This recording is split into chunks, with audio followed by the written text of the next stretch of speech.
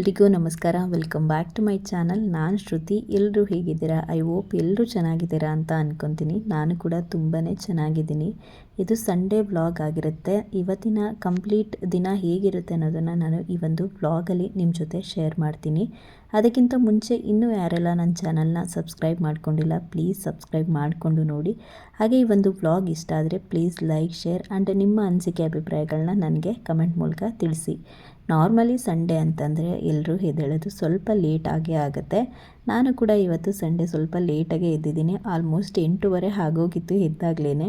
ಸರಿ, ಸ್ವಲ್ಪ ಸ್ಯಾಂಡ್ವಿಚ್ ಏನಾದರೂ ಮಾಡ್ಕೊಬಿಡೋಣ, ಕಾಫಿ ಜೊತೆಗೇ ಬ್ರೇಕ್ಫಾಸ್ಟ್ ಆಗುತ್ತೆ ಅಂತ ಹೇಳಿ ನಾನಿಲ್ಲಿ ಸ್ಯಾಂಡ್ವಿಚ್ ಮಾಡೋದಕ್ಕೆ ಅಂತ ರೆಡಿ ಮಾಡ್ಕೊತಾ ಇದ್ದೀನಿ. ಆನಂದ್ ಯಾವಾಗಲೂ ನನಗೇನು ಮಾಡ್ಕೊಡೋದೇ ಇಲ್ಲ, ನೀನೇ ಮಾಡ್ಕೊಂಡು ತಿಂತೀಯ ಅಂತ ರೇಗಿಸ್ತಾ ಇರ್ತಾರೆ. ಸರಿ, ಅದಕ್ಕೆ ಇವತ್ತು ಸ್ಯಾಂಡ್ವಿಚ್ ಮಾಡೋಣ, ಅವರು ಮನೆಯಲ್ಲೇ ಇದ್ದಾರಲ್ವಾ ಅಂತ ಹೇಳಿ ನಾನಿಲ್ಲಿ ಸ್ಯಾಂಡ್ವಿಚ್ ಮಾಡ್ತಾಯಿದ್ದೀನಿ. ಕಾಫಿ ರೆಡಿ ಆಯಿತು, ಅದ್ರ ಜೊತೆಗೆ ಸ್ಯಾಂಡ್ವಿಚ್ ಕೂಡ ಮಾಡ್ತಾಯಿದ್ದೀನಿ. ಇಲ್ಲಿ ನಾನು ಸ್ಯಾಂಡ್ವಿಚ್ ಮಾಡೋದಕ್ಕೆ ಅಂತ ಈರುಳ್ಳಿ, ಟೊಮ್ಯಾಟೊ, ಕ್ಯಾಪ್ಸಿಕಮ್ ಇಷ್ಟನ್ನು ಕೂಡ ಚಾಪರಿಂದ ಚಾಪ್ ಮಾಡಿಕೊಂಡು ಅದ್ರ ಜೊತೆಗೆ ಹಸಿಮೆಣಸಿನಕಾಯಿ, ಕೊತ್ತಂಬರಿ ಸೊಪ್ಪನ್ನ ಹಾಕ್ಕೊಂಡು ಸ್ವಲ್ಪ red chilli powder, pepper powder, ರುಚಿಗೆ ತಕ್ಕಷ್ಟು ಉಪ್ಪು, ಮೇಯೋನೀಸ್ ಇಷ್ಟನ್ನು ಹಾಕ್ಕೊಂಡು ಚೆನ್ನಾಗಿ ಮಿಕ್ಸ್ ಮಾಡಿಕೊಂಡು ಬ್ರೆಡ್ ಮೇಲೆ ಅದನ್ನು ಹಾಕ್ಕೊಂಡು ಅದ್ರ ಜೊತೆಗೆ ಒಂದು ಸ್ಲೈಸ್ ಚೀಸ್ ಕೂಡ ಹಾಕ್ಕೊಂಡು ಮಾಮೂಲಿ ಸ್ಯಾಂಡ್ವಿಚ್ ಮೇಕರಲ್ಲಿ ಸ್ಯಾಂಡ್ವಿಚ್ನ ಮಾಡ್ಕೊಂಡಿದ್ದೀನಿ. ತುಂಬಾ ಟೇಸ್ಟಿಯಾಗಿ ಚೆನ್ನಾಗಿ ಬಂದಿತ್ತು.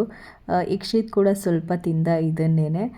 ನನಗಂತೂ ತುಂಬಾ ಇಷ್ಟ ಆಗುತ್ತೆ ಸ್ಯಾಂಡ್ವಿಚ್ ಈ ಥರ. ಅದರಲ್ಲೂ ಸ್ಯಾಂಡ್ವಿಚ್ ಮೇಕರ್ ತಂದಮೇಲಂತೂ ಯಾವಾಗಲಾದರೂ ಮಾಡ್ಕೊತಾನೇ ಇರ್ತೀನಿ ನಾನು. ಅದಕ್ಕೆ ಆನಂದ್ ರೇಗಿಸ್ತಾ ಇರ್ತಾರೆ, ನಂಗೆ ಮಾತ್ರ ಏನೂ ಮಾಡಿಕೊಡಲ್ಲ ನೀನು ಅಂತ ಹೇಳಿ. ಸರಿ ಅಂತ ಇವತ್ತು ಅದಕ್ಕೆ ಅವರಿಗೆ ಅಂತಲೇ ಹೇಳಿ ಮಾಡಿದೆ. ಎಷ್ಟು ಚೆನ್ನಾಗಾಗಿದೆ ನೋಡಿ. ಸೊ ಆ ಸ್ಯಾಂಡ್ವಿಚ್ ಎಲ್ಲ ಆದಮೇಲೆ ಹಾಗೆ ನನ್ನ ಮೈದನಿಗೂ ಕೂಡ ಬಾಕ್ಸ್ ಕೊಟ್ಟು ಕಳಿಸ್ಬೇಕಾಗಿತ್ತಲ್ಲ ಬ್ರೇಕ್ಫಾಸ್ಟಿಗೆ ಅಂತ ಹೇಳಿ, ಅದಕ್ಕೆ ಅವರಿಗೆ ಅಂತ ಹೇಳಿ ನಾನಿಲ್ಲಿ ಅವಲಕ್ಕಿ ಉಪ್ಪಿಟ್ಟನ್ನ ಮಾಡ್ತಾಯಿದ್ದೀನಿ. ಅವನು ಇಂಥದ್ದನ್ನೆಲ್ಲ ತಿನ್ನಲ್ಲ ಜಾಸ್ತಿ, ಹಾಗಾಗಿ ನಾನಿಲ್ಲಿ ಅವಲಕ್ಕಿನ ಮಾಡಿದ್ದೆ. ಆನಂದ್ ಕೂಡ ಬ್ರೇಕ್ಫಾಸ್ಟ್ ಎಲ್ಲ ಮುಗಿಸ್ಕೊಂಡು ನನ್ನ ಮೈದನಿಗೆ ಬ್ರೇಕ್ಫಾಸ್ಟ್ ತೊಗೊಂಡೋದ್ರು. ಇಲ್ಲಿ ಯಕ್ಷಿತ್ ಆಟ ಆಡ್ತಾ ಇದ್ದಾನೆ. ಇವಾಗ ನಾನು ನನ್ನ ಕೆಲಸನ ಮಾಡ್ಕೋಬೇಕು. ಆ್ಯಕ್ಚುಲಿ ನಾನು ಇವತ್ತು ಗುರುಪೂರ್ಣಿಮೆ ಅನ್ನೋದನ್ನೇ ಮರ್ತೋಗ್ಬಿಟ್ಟಿದ್ದೆ. ಅಪ್ಪ ಊರಿಂದ ಬರಬೇಕಾದ್ರೆ ಮಟನ್ 2 kg ತೊಗೊಂಡು ಬಂದಿದ್ರಲ್ಲ, ಫ್ರೈಡೇ ಬರೀ 1 kg ಅಷ್ಟೇ ಮಾಡಿದ್ದಿದ್ದು. ಫ್ರೈ ಮಾಡಿಬಿಟ್ಟು ಫ್ರಿಜ್ಜಲ್ಲಿ ಹಂಗೆ ಇಟ್ಟಿದ್ದೆ, ಇವಾಗ ಮಾಡೋಣ ಅಂತ ಹೇಳ್ಬಿಟ್ಟು. ಆನಂದ್ ಕೂಡ ಹಾಗೆ ಅಂದ್ಕೊಂಡು ಹೋಗಿರೋದು, ಬರೋ ಅಷ್ಟರಲ್ಲಿ ಮಟನ್ ಸಾಂಬಾರು ಮಾಡಿರ್ತಾಳೆ ಅಂತ ಹೇಳಿ. ಸೊ ನನಗೆ ಅದು ನೆನಪು ಆದಮೇಲೆ ಯಾಕೋ ನನಗೆ ಮನಸ್ಸಾಗಲಿಲ್ಲ ಮಾಡೋದು ಬೇಡ ಅಂತ ಡಿಸೈಡ್ ಮಾಡಿಕೊಂಡು, ಸರಿ ಮನೆ ಎಲ್ಲನೂ ಕ್ಲೀನ್ ಮಾಡ್ಕೊಬಿಡೋಣ ಅಂತ ಹೇಳಿಬಿಟ್ಟು ನಾನಿಲ್ಲಿ ಮನೆ ಎಲ್ಲನೂ ಒಂದು ಕಡೆಯಿಂದ ನೀಟಾಗಿ ಕ್ಲೀನ್ ಮಾಡ್ಕೊತಾ ಇದ್ದೀನಿ. ಫಸ್ಟು ಅಡುಗೆ ಮನೆಯನ್ನು ಕ್ಲೀನ್ ಮಾಡ್ಕೊಬಿಡೋಣ ಅಂತ ಹೇಳಿ ಪಾತ್ರೆಗಳನ್ನೆಲ್ಲನೂ ಕೂಡ ಜೋಡಿಸ್ಕೊತಾ ಇದ್ದೀನಿ. ಅದಾಗಿದ್ಮೇಲೆ ಪಾತ್ರೆ ಎಲ್ಲ ತೊಳ್ಕೊಂಡು ಅಡುಗೆ ಮನೆಯನ್ನು ಕ್ಲೀನ್ ಮಾಡ್ಕೊಳ್ಳೋಣ ಅಂತ ಹೇಳಿ.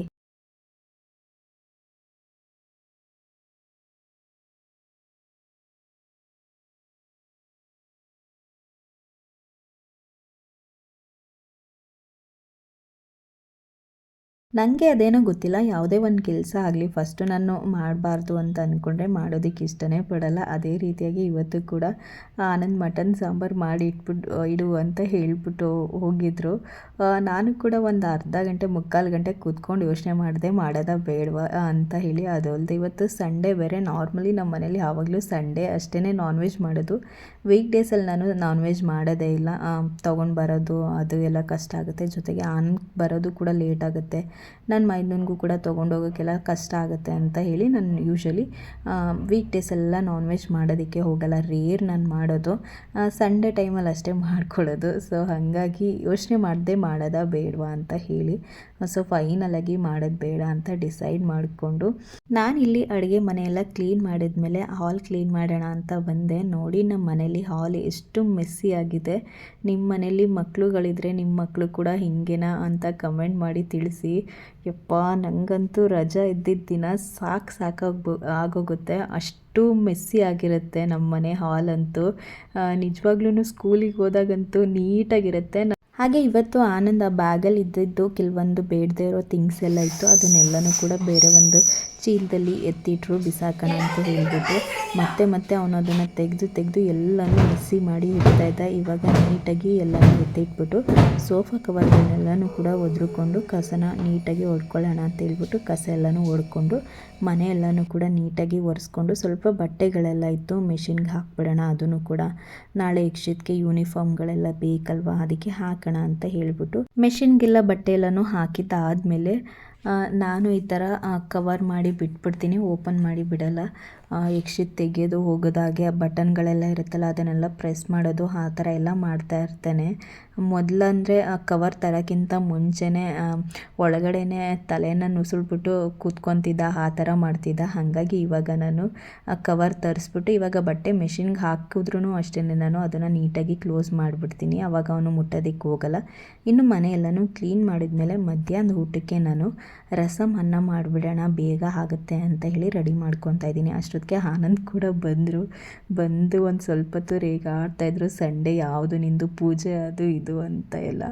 ಸರಿ ಏನಾದರೂ ಅಂದ್ಕೊಳ್ಳಿ ನೀವು ಅಂತ ಹೇಳಿಬಿಟ್ಟು ನಾನಿಲ್ಲಿ ರಸಮ್ ಅನ್ನ ಮಾಡಿಕೊಡ್ತೀನಿ ಅಂತ ಹೇಳಿ ಮಾಡ್ತಾಯಿದ್ದೆ. ನಾನು ರಸಮ್ ಅನ್ನ ಮಾಡೋ ಅಷ್ಟರಲ್ಲಿ ಆನಂದ್ ಯಕ್ಷಿತಿಗೆ ಸ್ನಾನ ಮಾಡಿಸಿದ್ರು. ಸ್ನಾನ ಆಗಿದ ತಕ್ಷಣ ಅವನಿಗೆ ಊಟ ಮಾಡಿ ಮಲಗಿಸ್ಬಿಟ್ಟೆ. ಅದಾಗಿದ್ಮೇಲೆ ನಾನು ಕೂಡ ಊಟ ಮಾಡಿಕೊಂಡು ಆನಂದ್ ಕೂಡ ಊಟ ಮಾಡಿದ್ರು. ಊಟ ಮಾಡಿಕೊಂಡು ಅವರು ಕೂಡ ನನ್ನ ಮೈದನಿಗೆ ಊಟ ತೊಗೊಂಡು ಹೋದರು. ನಾನು ಇವತ್ತು ಸಂಡೇ ಬೇರೆ ಅಲ್ವಾ, ರಸಮ್ ಜೊತೆಗೆ ಏನಾದರೂ ಸೈಡ್ಸಿಗೆ ಮಾಡೋಣ ಅಂತ ಅಂದ್ಕೊಂಡೆ. ಬರೀ ರಸಮ್ ಏನು ತಿನ್ನೋದು ಅಂತ. ಹಿಂದಿನ ದಿನ ಅಂದರೆ ಶುಕ್ರವಾರ ಅಪ್ಪ ಚಕ್ಲಿ ಉಪ್ಪಟ್ಟೆಲ್ಲ ತಂದಿದ್ರಲ್ವ, ಅದೇ ಆಗುತ್ತೆ ಅಂತ ಹೇಳಿ ಸುಮ್ಮನೆ ಅದೇ ನನ್ನ ಮೈದನಿಗೂ ಕೂಡ ಕೊಟ್ಟು ಕಳಿಸಿದೆ. ಅದೇ ಆಗುತ್ತೆ ಬೇಡ ಅಂತ ಹೇಳ್ಬಿಟ್ಟು ರಸಮ್ ಅನ್ನನ ಮಾಡಿಕೊಂಡೆ.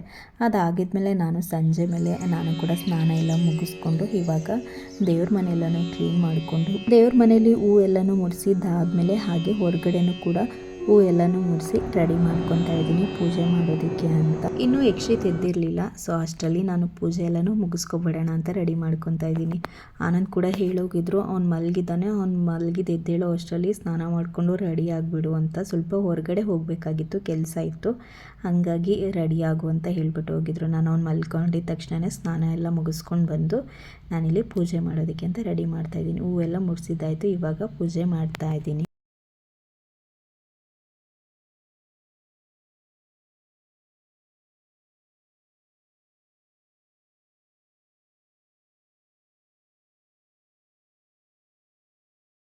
ನಾನು ಪೂಜೆ ಎಲ್ಲ ಮುಗಿಸೋ ಅಷ್ಟರಲ್ಲಿ ಆನಂದ್ ಕೂಡ ಬಂದರು. ಹೊರಗಡೆ ಹೋಗೋಣ ಅಂದ್ಕೊಂಡ್ರೆ ಮಳೆ ಸ್ಟಾರ್ಟ್ ಆಯಿತು.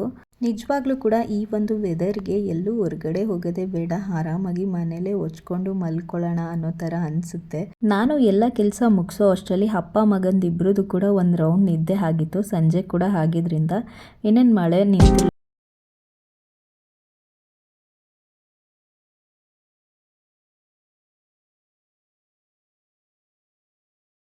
ಹಾಲು ಕಾಯಿಸ್ಬಿಟ್ಟು ಕೊಡೋಣ ಅಂತ ಹೇಳಿ ನಾನಿಲ್ಲಿ ನನಗೆ ಕಾಫಿ ಮಾಡಿ ಕೊಟ್ಬಿಟ್ಟು ಅವನಿಗೆ ಕೂಡ ಹಾಲು ಕಾಯಿಸಿ ಕೊಟ್ಬಿಟ್ಟು, ಹಾಗೆ ಅವನು ಇವಾಗ ಹೇಗೆ ಅಂತಂದರೆ ಸ್ಕೂಲ್ಗೆ ಹೋಗಿ ಬಂದಮೇಲೆ ಯಾವ ಟೈಮಿಂಗ್ಸಿಗೆ ಮಲ್ಗ್ತಾನೋ, ರಜೆ ಇದ್ದಾಗಲೂ ಕೂಡ ಅದೇ ಟೈಮಿಗೆ ಮಲ್ಕೊಳ್ಳೋದು ಅವನು, ಆ ಥರ ಆಗಿಬಿಟ್ಟಿದ್ದಾನೆ.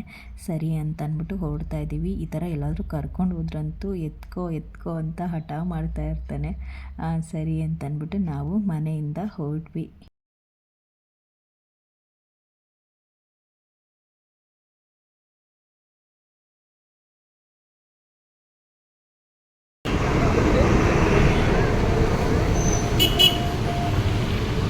ನಾವಿವಾಗ ಬಂದಿರೋದು ಫ್ರಿಡ್ಜ್ ನೋಡೋಕ್ಕೆ ಅಂತ. ಏನಕ್ಕಪ್ಪ ಇವಾಗ ಫ್ರಿಡ್ಜ್ ತೊಗೋತಾ ಇರೋದು ಅಂತ ನಾನು ನಿಮಗೆ ಮುಂದೆ ತಿಳಿಸ್ಕೊಡ್ತೀನಿ.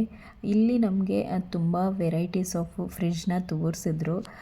ನಮಗೆ ಅದರಲ್ಲಿ ಯಾವ್ದು ಇಷ್ಟ ಆಯಿತು ಏನು ಅಂತ ನಾನು ನಿಮಗೆ ಮುಂದಿನ ಬ್ಲಾಗಲ್ಲಿ ಶೇರ್ ಮಾಡ್ತೀನಿ.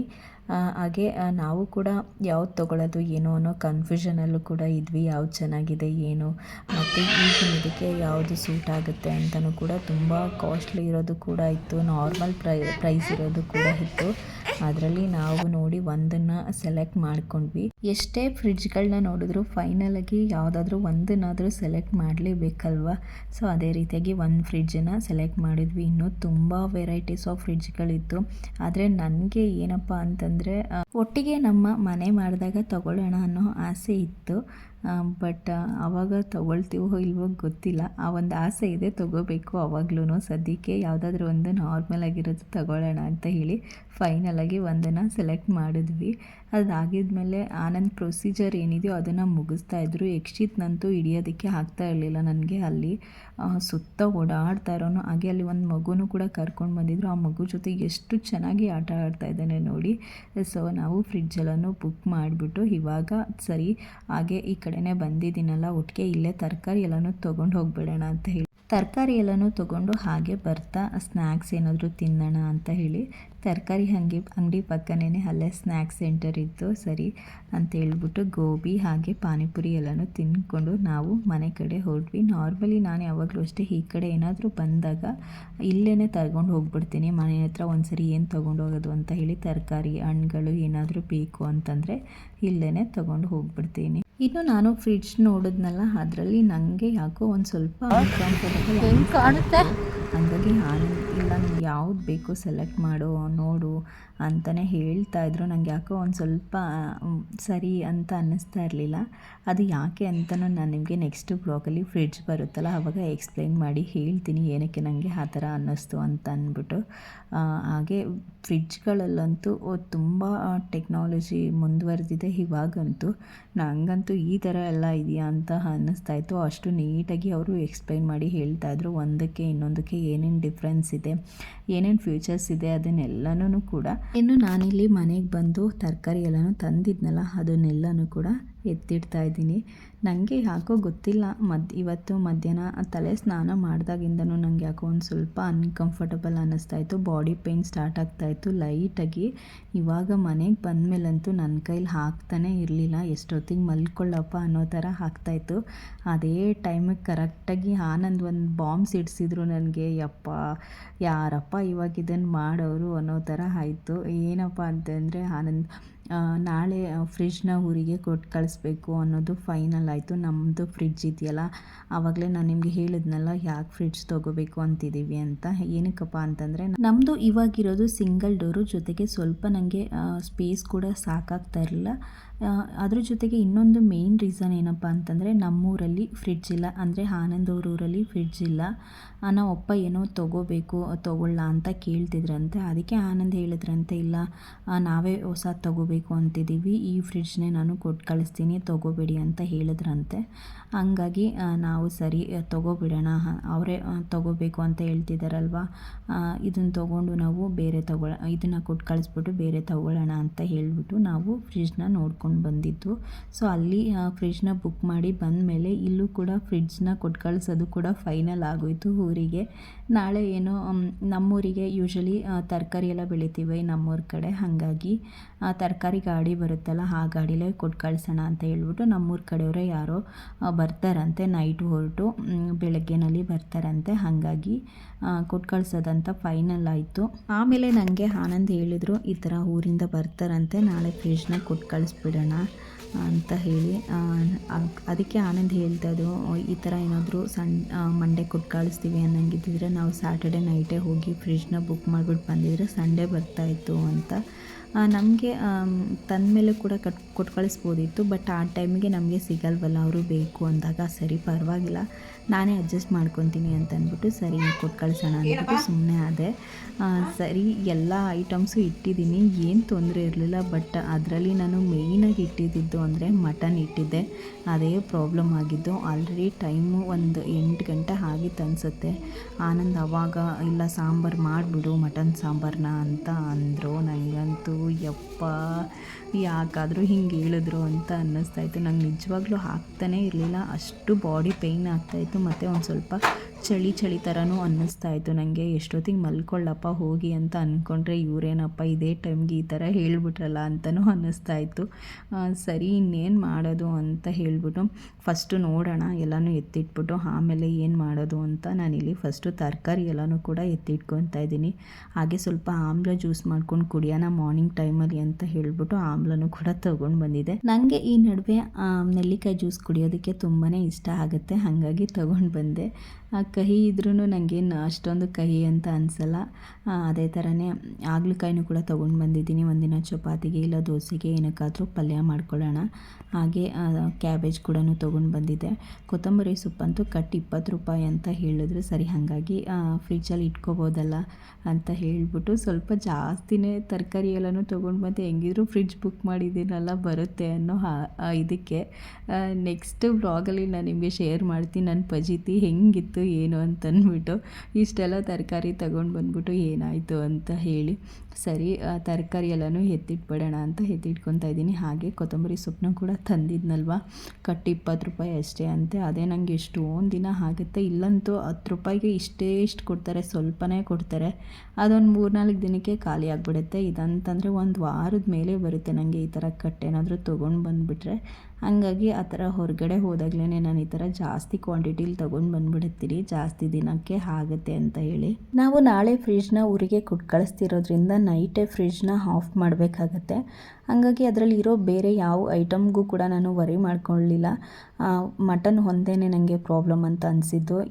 ಪಾಪ ಅವರು ಅಷ್ಟೊಂದು ಕಷ್ಟಪಟ್ಕೊಂಡು ಊರಿಂದ ತೊಗೊಂಡು ಬಂದಿದ್ದಾರೆ, ಆಸೆಪಟ್ಟು ನನ್ನ ಮಗ ಸೊಸೆಗೆ ಅಂತ ಹೇಳ್ಬಿಟ್ಟು. ಮತ್ತು ವೇಸ್ಟ್ ಮಾಡಿದ್ರೆ ಬೇಜಾರಾಗುತ್ತೆ ಅಂತ ಹೇಳಿ ಸರಿ ಮಾಡಿಬಿಡೋಣ ಅಂತ ಹೇಳಿ ಡಿಸೈಡ್ ಮಾಡಿಕೊಂಡೆ. ನನಗೂ ಕೂಡ ಹೇಳಿದೆ ನನಗೆ ಆಗ್ತಾಯಿಲ್ಲ ಅಂತ ಹೇಳಿ. ಆಮೇಲೆ ಅವರು ಅಂದರು ಸರಿ ನಾನು ಹೆಲ್ಪ್ ಮಾಡಿಕೊಡ್ತೀನಿ, ಬೇಗ ಮಾಡಿಬಿಡು ಅಂತಂದರು. ಹಾಗೆ ಬರಬೇಕಾದ್ರೆ ಗೆಣಸು ಕೂಡ ತೊಗೊಂಡು ಬಂದಿದ್ದೆ. ಅವರೇ ಹೇಳಿದ್ದು ಆನಂದ್ ತಗೋ ಅಂತ ಹೇಳಿ, ಬೇಯಿಸ್ಕೊಡುವಂತೆ ತಗೋ, ಎಷ್ಟೊಂದು ವರ್ಷ ಆಯಿತು ತಿಂದು ಅಂತ. ಸರಿ ಬರಬೇಕಾದ್ರೆ ಹೇಳಿದ್ದೆ ಮಾಡಿಕೊಡ್ತೀನಿ ಮನೆಗೆ ಹೋಗಿ ಅಂತ ಹೇಳಿಬಿಟ್ಟು. ನಾಳೆ ಮಾಡ್ತೀನಿ ಅಂತ ಹೇಳಿದೆ. ಅದ್ರ ಜೊತೆಗೆ ಪಾಯಸ ಮಾಡಿದ್ರಂತೂ ತುಂಬಾ ಚೆನ್ನಾಗಿರುತ್ತೆ. ಹಾಗಾಗಿ ನಾನು ಎಲ್ಲ ತರಕಾರಿಗಳನ್ನೂ ಕೂಡ ಹಣ್ಣು ಎಲ್ಲನೂ ಎತ್ತಿಟ್ಬಿಟ್ಟು ಇವಾಗ ಸೊಪ್ಪನ್ನ ಬಿಡಿಸ್ಕೊಳ್ಳೋಣ ಅಂದ್ಬಿಟ್ಟು ಬಿಡಿಸ್ಕೊತಾ ಇದ್ದೀನಿ. ಆನಂದ್ ಹೇಳಿದರು ಫ್ರಿಡ್ಜಲ್ಲೇ ಇಟ್ಬಿಡು ಎಲ್ಲನೂ, ಎತ್ತಿಟ್ಬಿಟ್ಟು ನೀಟಾಗಿ ಫ್ರಿಡ್ಜ್ ಆಫ್ ಮಾಡಿದ್ರು ತರಕಾರಿ ಏನು ಹಾಳಾಗಲ್ಲ, ಏನೂ ಆಗಲ್ಲ, ಹಂಗೆ ಇಡು ಅಂತ ಹೇಳಿದ್ರು. ಕಿತ್ಕೊಡು ಅಂತ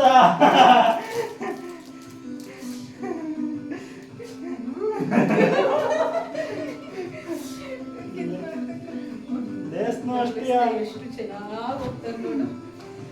ಚಿತ್ಕೊಡಿಗ ಇದನ್ನ ಹಾಕೋದ್ರಾಗ ಶುಂಠಿ ತಗೊಳ್ಳೋಣ ಅನ್ಕೊಂಡೆ. ಚೆನ್ನಾಗಿ ಮಣ್ಣು ಅಂದ್ರೆ ಒಂದು ಅದೊಂಥರ ಹಿಂಗಿದ್ರೆ ನನಗೆ ಚೆನ್ನಾಗಿರುತ್ತೆ. ಕಿಂಡಿಲೆಲ್ಲ ಇರುತ್ತಲ್ಲ, ಹಿಂಗಿಲ್ಲೇ ಇಲ್ಲ. ನಾನಿಲ್ಲಿ ತರಕಾರಿ ಎಲ್ಲನೂ ಎತ್ತಿಟ್ಬಿಟ್ಟು ಮಟನ್ ಸಾಂಬಾರು ಮಾಡೋದಕ್ಕೆ ಅಂತ ರೆಡಿ ಮಾಡ್ತಾಯಿದ್ದೀನಿ. ಅದ್ರ ಜೊತೆಗೆ ಆನಂದ್ ಕೂಡ ಹೆಲ್ಪ್ ಮಾಡಿಕೊಡ್ತಾ ಇದ್ದಾರೆ. ಆಗಲೇ ಮಟನ್ನ ಬೇಯೋದಕ್ಕೆ ಇಟ್ಟಿದ್ದೆ. ಆಲ್ಮೋಸ್ಟು ಮುಂಚೆನೇ ಹುರಿದು ಇಟ್ಟಿದ್ನಲ್ವ, ಹಾಗಾಗಿ ಇವಾಗೇನು ಉರಿಯೋದಕ್ಕೆ ಹೋಗಲಿಲ್ಲ ನಾನು. ಅದಕ್ಕೆ ನೀರು ಹಾಕ್ಬಿಟ್ಟು ಫಸ್ಟು ಒಂದು 4-5 ವಿಷಲ್ನ ಕೂಗಿಸ್ಕೊಬಿಡೋಣ ಅಂತ ಹೇಳ್ಬಿಟ್ಟು ಬೇಯಕ್ಕೆ ಇಟ್ಟಿದ್ದೀನಿ. ಅಷ್ಟರಲ್ಲಿ ಮಸಾಲ ರೆಡಿ ಮಾಡ್ಕೊಬಿಡೋಣ ಅಂತ ಮಾಡ್ತಾಯಿದ್ದೀನಿ. ಹಾಗೆ ಆನಂದ್ ಕೂಡ ಹೆಲ್ಪ್ ಮಾಡಿಕೊಡ್ತಾ ಇದ್ದಾರೆ. ನನಗೆ ಇಷ್ಟ ಇಲ್ಲದೇ ಮಾಡೋ ಥರ ಆಗೋಯ್ತು. ಇವತ್ತು ಗುರು ಪೌರ್ಣಿಮೆ ಬೇರೆ ಅಲ್ವಾ, ಬೆಳಗ್ಗೆಯಿಂದನೂ ಮಾಡೋದು ಬೇಡ ಅಂತ ಅಂದ್ಕೊಂಡು ಕೊನೆಗೂ ನಾನ್ ವೆಜ್ ಮಾಡೋ ಥರನೇ ಆಗೋಯ್ತು. ಇನ್ನೇನು ಮಾಡೋದು, ಪೂಜೆ ಎಲ್ಲನೂ ಮುಗಿಸಿದ್ನಲ್ಲ, ಆಲ್ರೆಡಿ ನೈಟ್ ಆಗಿತ್ತಲ್ಲ ಅಂತ ಹೇಳಿ ಮಾಡೋಣ ಅಂತ ಅಂದ್ಬಿಟ್ಟು ಮಾಡ್ಕೊತಾ ಇದ್ದೀನಿ. ವೇಸ್ಟ್ ಮಾಡೋದು ಬೇಡ, ಊರಿನ ಮಟನ್ ಆದರೆ ಚೆನ್ನಾಗಿರುತ್ತೆ. ಅಷ್ಟೊಂದು ದುಡ್ಡು ಕೊಟ್ಟು ತಂದಿದ್ದಾರೆ, ಮತ್ತು ಅವರು ಅಷ್ಟು ದೂರದಿಂದ ಬಂದಿದ್ದಾರೆ, ವೇಸ್ಟ್ ಮಾಡಬೇಡ ಅಂತ ಆನಂದ್ ಕೂಡ ಹೇಳಿದ್ರು. ಸೊ ಹಾಗಾಗಿ ನಾನಿಲ್ಲಿ ಮಟನ್ ಸಾಂಬಾರನ್ನ ಮಾಡ್ತಾಯಿದ್ದೀನಿ. ಹಾಗೆ ಅಮ್ಮ ಊರಿಗೆ ಹೋದಾಗೆಲ್ಲ ಹೇಳೋರು ಏನು ಜಾಸ್ತಿ ದಿನ ಇಟ್ಕೊಳ್ಳೋದಕ್ಕಾಗಲ್ಲ, ಸೊಪ್ಪು ತರಕಾರಿ ಏನು ತಂದ್ರೂ ಅಂತ. ಹಾಗಾಗಿ ಆವಾಗಿಂದನೂ ಅಂದ್ಕೊಂಡಿದ್ವಿ ನಾವೇನಾದರೂ ಹೊಸದು ಫ್ರಿಡ್ಜ್ ತೊಗೊಂಡ್ರೆ ಈ ಫ್ರಿಡ್ಜ್ನ ಊರಿಗೆ ಕೊಟ್ಟು ಕಳಿಸೋಣ ಅಂತ ಹೇಳಿ. ಸೊ ಆ ಟೈಮು ಇವಾಗ ಬಂದಿದೆ ಅಂತಲೇ ಹೇಳ್ಬೋದು. ಇನ್ನು ಊರಿಗೆ ಒಂದೊಂದಾಗಿಯೇ ಎಲ್ಲನೂ ತೊಗೊಟ್ಟಿದ್ದೀವಿ. ಇನ್ನು ಪ್ಯೂರಿಫೈ ವಾಟರ್ ಒಂದಿಲ್ಲ. ಆನಂದ್ ಅದನ್ನೇ ಹೇಳ್ತಾಯಿದ್ರು, ಇದನ್ನೇ ಕೊಟ್ಟು ಕಳಿಸ್ಬಿಡ್ಬೇಕಾಗಿತ್ತು, ನಾವು ಬೇರೆ ತೊಗೋಬೋದಿತ್ತು ಅಂತ ಹೇಳಿ. ಅಲ್ಲಿ ನಮಗೆ ಏನಾಗುತ್ತೆ ಅಂತಂದರೆ, ನಾರ್ಮಲಿ ನಮಗೇ ಬೇಕಾಗೋದು ಜಾಸ್ತಿಯಲ್ಲಿ, ಅವರಿಗೇನು ತೊಂದರೆ ಆಗಲ್ಲ. ಅದರಿಂದ ನಮಗೇ ಸ್ವಲ್ಪ ನೀರಿನ ವ್ಯತ್ಯಾಸ ಆದರೆ ಹೆಲ್ತ್ ಇಶ್ಯೂ ಆಗೋದು. ಹಾಗಾಗಿ ಆನಂದ್ ಕೂಡ ಅದನ್ನೇ ಹೇಳ್ತಾಯಿದ್ರು, ನಮಗೆ ಅಲ್ವಾ ಹೋದರೆ ಯೂಸ್ ಆಗೋದು, ನಾವೇ ಅಲ್ವಾ ಅದನ್ನು ಜಾಸ್ತಿ ಬಳಸೋದು. ಇವಾಗ ನಾರ್ಮಲಿ ನಾವೇನಾದರೂ ಊರಿಗೆ ಹೋಯ್ತು ಅಂತಂದರೆ ನಮ್ಮ ಅಪ್ಪ ಮಾಮೂಲಿ ಬಿಸ್ಲರಿ ವಾಟರ್ನ ತೊಗೊಂಡು ಬರ್ತಾರೆ ನಮಗೆ ಅಂತ ಹೇಳ್ಬಿಟ್ಟು, ಜಾಸ್ತಿ ಹೆಲ್ತ್ ಇಶ್ಯೂ ಆಗುತ್ತೆ ಅಂತ ಹೇಳ್ಬಿಟ್ಟು. ಅದು ಏನಾಗುತ್ತೆ ಅಂತಂದರೆ, ನಾವು ಇಲ್ಲಿ ನೀರಿಗೆ ಅಭ್ಯಾಸ ಆಗಿಬಿಟ್ಟಿರ್ತೀವಲ್ಲ, ಅಲ್ಲಿ ನೀರು ಕುಡಿದ್ರೆ ಒಂಥರ ಸಪ್ಪೆ ಅನಿಸುತ್ತೆ, ಎಷ್ಟು ಕುಡಿದ್ರೂ ಕೂಡ ಕುಡ್ದಂಗೆ ಅನಿಸಲ್ಲ, ಆ ಥರ ಆಗ್ತಾ ಇರುತ್ತೆ. ನನಗೆ ಸ್ಟಾರ್ಟಿಂಗಲ್ಲಿ ಜಾಸ್ತಿ ಹೆಲ್ತ್ ಇಶ್ಯೂ ಆಗ್ತಾಯಿತ್ತು. ಮದುವೆ ಆದ ಹೊಸದ್ರಲ್ಲಿ ಊರಲ್ಲಿದ್ನಲ್ಲ ಆ ಟೈಮಲ್ಲಿ, ಆವಾಗ ತುಂಬ ಹೆಲ್ತ್ ಇಶ್ಯೂ ಆಗೋದು ನನಗೆ. ಇವಾಗ ಸ್ವಲ್ಪ ಪರವಾಗಿಲ್ಲ, ಅಡ್ಜಸ್ಟ್ ಆಗಿದ್ದೀನಿ. ಆ ಥರದ್ದೆಲ್ಲ ಏನೋ ಅಷ್ಟೊಂದು ತೊಂದರೆ ಆಗಲ್ಲ ಇವಾಗ ನನಗೆ. ಊರಿಗೆ ಹೋದ್ರೂ ಕೂಡ ಸ್ಟಾರ್ಟಿಂಗಲ್ಲಿ ಕಷ್ಟ ಆಗ್ತಾಯಿತ್ತು, ಇವಾಗೇನು ಅನಿಸಲ್ಲ.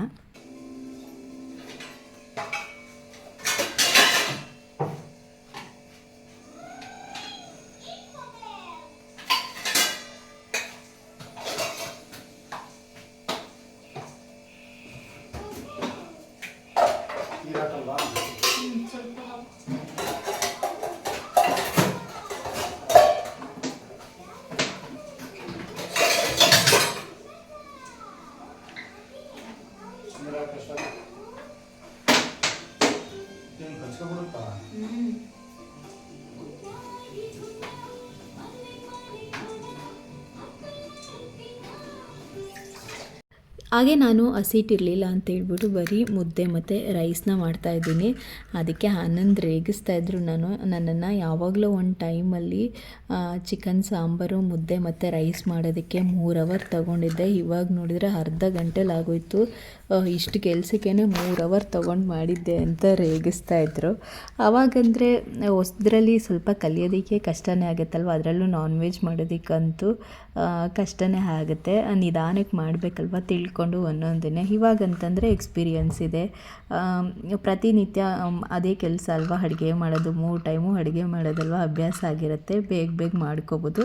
ಜೊತೆಗೆ ಅವರು ಕೂಡ ಹೆಲ್ಪ್ ಮಾಡಿಕೊಟ್ರಲ್ವ, ಹಾಗಾಗಿ ಬೇಗ ಆಯಿತು. ಅದಕ್ಕೆ ರೇಗಿಸ್ತಾಯಿದ್ರು ನನ್ನನ್ನು. ನನಗಂತೂ ಆಗ್ತಾನೆ ಇರಲಿಲ್ಲ, ತುಂಬ ಬಾಡಿ ಪೇಯ್ನ್ ಆಗ್ತಾಯಿತ್ತು, ಜೊತೆಗೆ ಚಳಿ ಅನ್ನಿಸ್ತಾ ಇತ್ತು. ನೋಡ್ತಾ ಇರ್ಬೋದು ನೀವು, ನನ್ನ ಮನೆಗೆ ಬಂದ್ರೂ ಕೂಡ ಸ್ವೆಟರ್ ತೆಗೆದೇ ಇರಲಿಲ್ಲ, ಅಷ್ಟು ಚಳಿ ಆಗ್ತಾಯಿತ್ತು ನನಗೆ. ಸರಿ ಹೆಲ್ಪ್ ಮಾಡಿಕೊಡ್ತೀನಿ ಅಂತ ಹೇಳಿದ್ರಲ್ಲ ಅಂತ ಅಂದ್ಬಿಟ್ಟು ಮಾಡ್ತಾಯಿದ್ದೀನಿ, ಇಲ್ಲಾಂದರೆ ಮಾಡ್ತಾನೆ ಇರಲಿಲ್ಲ, ನಂಗೆ ಆಗಲ್ಲ ಅಂತಂದ್ಬಿಟ್ಟು. ಹಂಗೂ ಮಧ್ಯಾಹ್ನ ನನ್ನ ಮೈದನಿಗೆ ರೈಸು ಮತ್ತು ರಸಮ್ ಎಲ್ಲ ಕೊಟ್ಟು ಕಳಿಸ್ದಾಗ ಹೇಳ್ತಾಯಿದ್ರು, ಆನಂದ್ ಸಂಜೆ ಏನು ಮಾಡ್ತೀಯ ಅಂತ. ಅದಕ್ಕೆ ನಾನು ಹೇಳ್ತಾಯಿದ್ದೆ, ರಸಮ್ ಇದೆಯಲ್ಲ ಬಂದು ರೈಸ್ ಮಾಡ್ತೀನಿ ಅಂತ. ನೋಡಿದರೆ ಮಟನ್ ಸಾಂಬಾರು ಮಾಡೋ ಥರ ಆಗೋಯ್ತು. ಇನ್ನೇನು ಮಾಡೋದು ಅಂತ ಅಂದ್ಬಿಟ್ಟು ಸುಮ್ಮನೆ ಆದೆ. ಸಾಕು.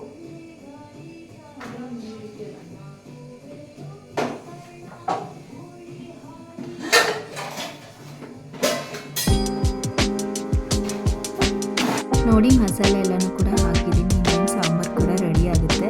ಇದನ್ನು ಮತ್ತೆ ಲಿಡ್ ಕ್ಲೋಸ್ ಮಾಡಿ 1-2 ರಿಂದ 3 ವಿಷಲ್ ಕೂಗಿಸ್ಕೊಂಡ್ರೆ ಸಾಂಬಾರು ರೆಡಿ ಆಗುತ್ತೆ. ಹಾಗೆ ಇನ್ನೊಂದು ಕಡೆ ರೈಸಿಗೂ ಕೂಡ ಇಟ್ಬಿಡೋಣ ಅಂತ ಇಡ್ತಾ ಇದ್ದೀನಿ. ಆನಂದ್ ಕೂಡ ಹೆಲ್ಪ್ ಮಾಡಿಕೊಟ್ರು, ಹಾಗಾಗಿ ಬೇಗನೆ ಆಯಿತು. ಇವತ್ತಿನ ವ್ಲಾಗ್ನೂ ಕೂಡ ನಾನು ಇಲ್ಲಿಗೆ ಎಂಡ್ ಮಾಡ್ತೀನಿ. ನಾವು ಅನ್ನ ಸಾಂಬಾರೆಲ್ಲ ಆದಮೇಲೆ ಊಟನ ಮಾಡಿದ್ವಿ. ಐ ಹೋಪ್ ನಿಮ್ಮೆಲ್ಲರಿಗೂ ಕೂಡ ಈ ಒಂದು ವ್ಲಾಗ್ ಇಷ್ಟ ಆಗಿರುತ್ತೆ ಅಂದ್ಕೊತೀನಿ. ಇಷ್ಟ ಆದರೆ ಪ್ಲೀಸ್ ಒಂದು ಲೈಕ್ ಮಾಡಿ. ಮತ್ತೆ ಇನ್ನೊಂದು ವ್ಲಾಗ್ನೊಂದಿಗೆ ಆದಷ್ಟು ಬೇಗ ನಾನು ನಿಮಗೆ ಸಿಗ್ತೀನಿ. ಅಲ್ಲಿವರೆಗೂ ಟೇಕ್ ಕೇರ್, ಬಾಯ್.